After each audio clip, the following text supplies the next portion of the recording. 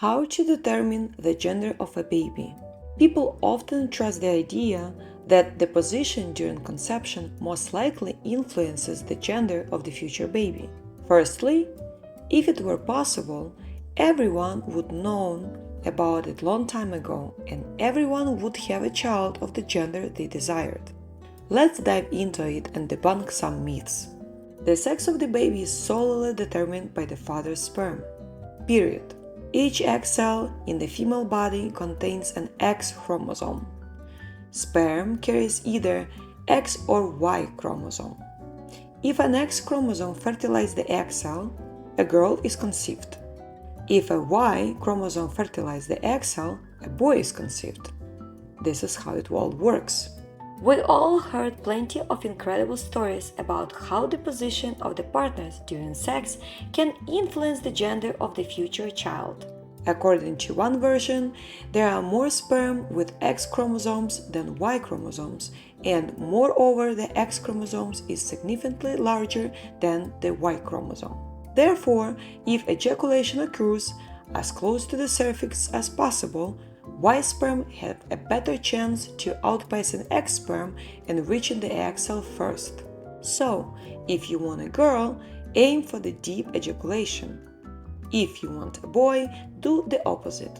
Let's remember that chromosomes are indeed very small, and difference in the mass and speed between X and Y sperm is insignificant. Moreover, sperm does not move in a straight line. They are just as likely to move in the wrong direction as they are in the right one.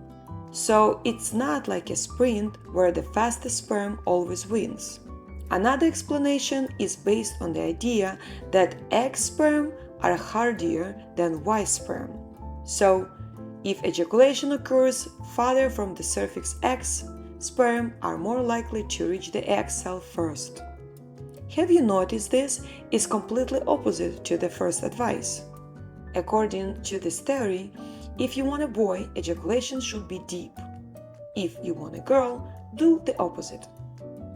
And where is the truth? Well, both are true to some extent.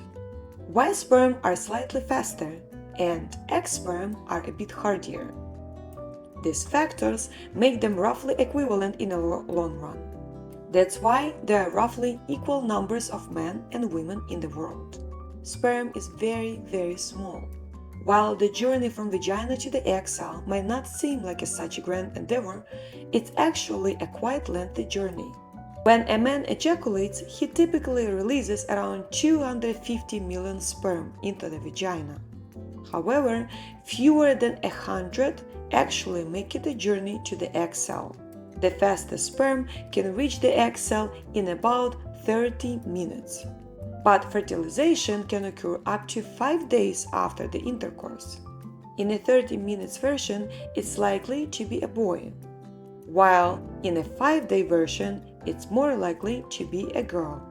The problem is, there is no way to choose between two scenarios for yourself.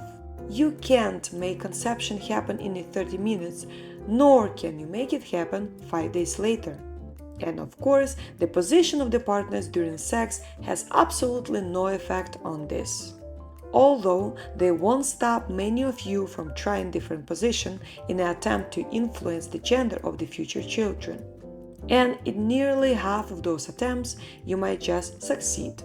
When that happens, you'll tell your friends about it and another myth will be born.